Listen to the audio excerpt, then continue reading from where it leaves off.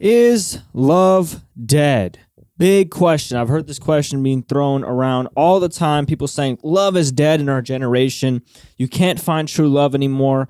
Just give up on it. I've heard all kinds of opinions on if love is dead or not. But today we're going to be exploring a little bit about the root of love and its place in our culture before making a conclusion that love is dead or not dead. So let's get into it. Before I even get into love now, let's first talk about love's relationship in our culture, because this is extremely important to everything that happens nowadays. See, love is directly tied with status. Look at rappers, and I love rap music.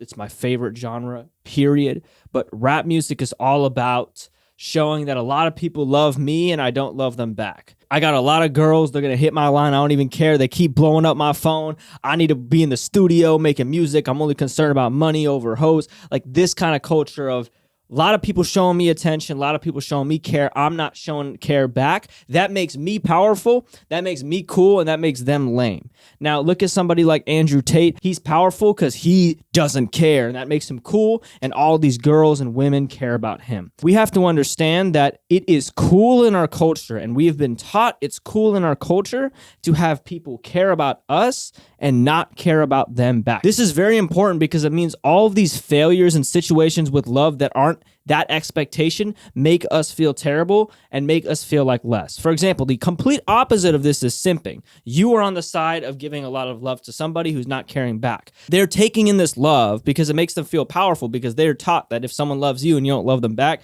that makes you cool, just subconsciously in culture. And therefore, you're on the other end. You're caring about someone who's not caring about you back. So you're a simp. Ha ha ha. You suck. Like, this is what we're taught. Look at you. You're so needy. Like, being needy, all of these different things are not supported because no one wants to be on the other end of giving too much, but people want to be on the end of getting too much. And now you can even say female rap is coming up with this with Lotto, Cali, all of these other artists talking about, got a white boy on my roster. He be feeding me pasta and lobster. She's got a bunch of hoes in area codes, and they all are doing so much for her and treating her so well, and they're just another person on her roster because she's in control. They all care more about her than she cares about them. And this is this whole thing of, look how powerful I am because I am being cared for more than I'm caring for these people. This tie-in with status, honestly, is the most unhealthy thing that we have, that leads to love being dead, as people say, because it's hard to fail, it's hard to try, it's hard to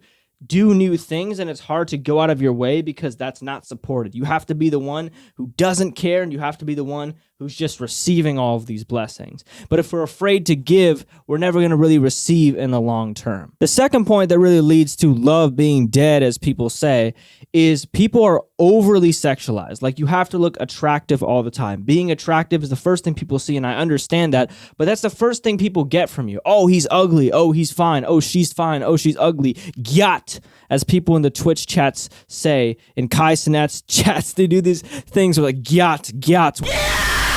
When any woman appears on the stream, it's a gyat. It's like, okay, well, this person is grabbing a toothbrush and is going to brush their teeth. They don't need a gyat. In general, we're just taught, like, if somebody is quote unquote traditionally not attractive, post a video about cars, there'll be like a comment like, you're ugly. It's like, that has nothing to do with cars. They're posting about cars. The first thing we see, obviously, is our attraction to this person and whether that is there or not. But claiming it and emphasizing that as being the first impression to these people makes them think that they have to be attractive all the time. They have to put on this front, because a lot of people are sitting here with not much validation within.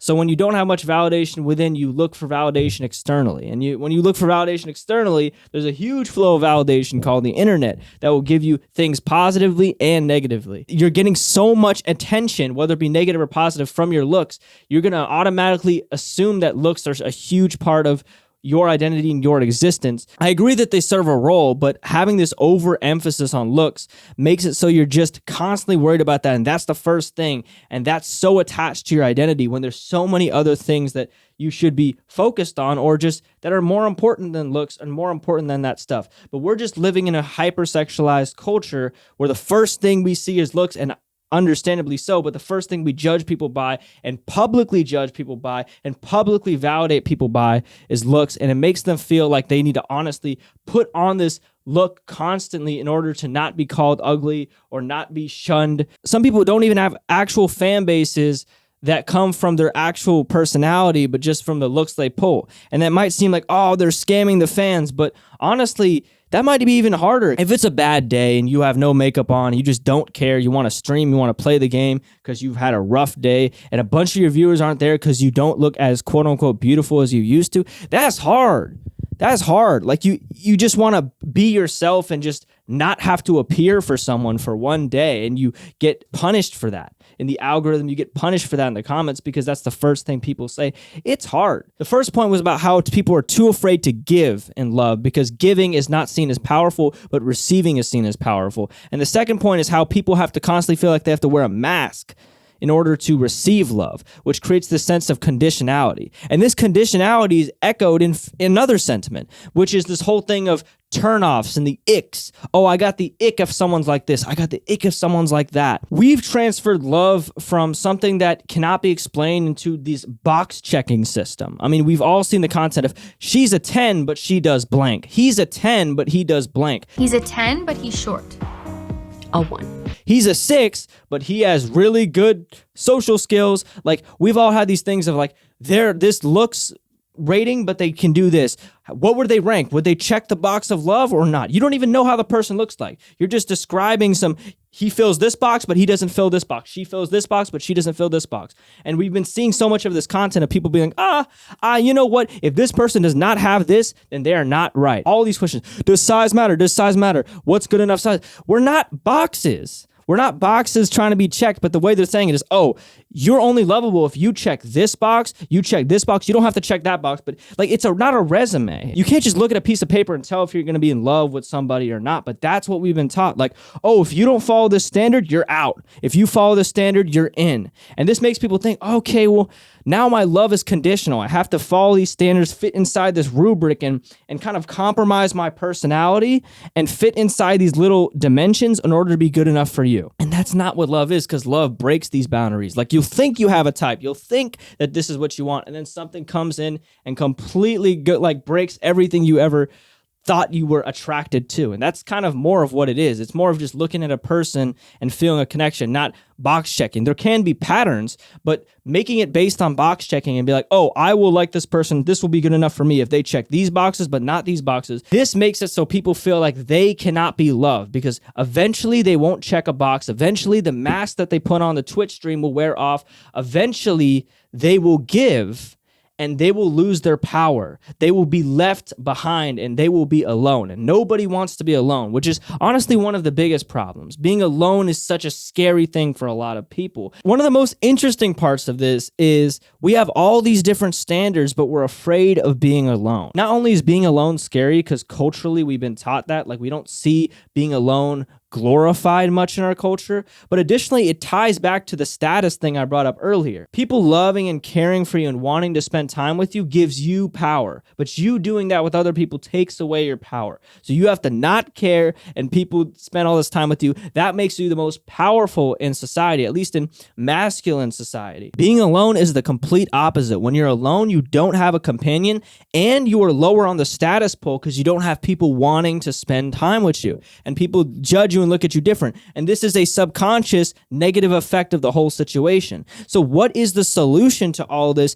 And is true love dead? Now I'm right here. I've switched the location. I've chosen this location because I want to communicate the final point of this video, which I feel like is the solution to reviving true love. It is the one idea that you are a gremlin. You are a gremlin. You are an ugly gremlin. And not just you, I am too. In fact, not just you and me, all of us. We are all ugly gremlins. Why am I here shirtless in a different location? It's for a very valid reason. Now, for the past 2 weeks, I've been insecure about this hairline, thinking my hairline is receding, just been scared, stressing out. You know, I have some form of OCD as well, so I've been obsessing over it. It's been kind of screwing up my days, constantly thinking about, oh my gosh, what if I'm not dateable? What if no one will care about me because my hairline is receding? What if I lose my worth? What if I just will never look the same? What if I'll never find somebody for me who likes me? What does this all come from? Where do all these thoughts come from? This ultimately comes down to the idea that I feel like I need to check boxes in order to be lovable and good enough for other people, which has been brought up in our society. That's what I've been taught. I have to check these boxes, not check these other boxes to be good enough. And me having this receding M Mario looking hairline may make me uncheck a certain box I used to check and therefore not be calculated as lovable or good enough in the dating market. And that really affects my self-esteem. Why? Because of the first topic we brought up. Now, I don't feel like I'm good enough, and I feel like people will judge me because love is deeply associated with status, and not having people care about you because you don't reach the conditional requirements therefore makes you feel like you are lesser and a lower part of society. Additionally, because people are taught to be attractive all the time, and that's the first impression, that is the first way for people to get their worth determined. Now I feel like automatically, because I don't maybe have this good hairline, then my worth will automatically be lower in society. And therefore, because of all three topics I've talked about in this video, I feel like I will be less to society because of the Mario hairline. Now, how do we stop this? I'm not talking about my problem specifically, but everyone has insecurities. Everyone has their own thing that makes them feel like a gremlin. Well, the first thing is you can't really stop it symbolically. You know, you're always going to have things in your life that make you feel ugly, and you're always going to have things in your life that make you feel beautiful. Now, you can't always be beautiful. We've been taught that we always have to be beautiful, and that's what determines our worth by society, but we need to embrace our ugly side too. I'm showing you this because I don't show anybody this. I don't show anybody this. I'm showing you the Mario right now. Let's go, right? I'm showing it to you because it is an ugly side of me that I'm ashamed to show. It's a side of me that I'd put on the gremlin side, not the beautiful side. And usually I'd be afraid to show this stuff because it deems me less in society because of what society's taught me.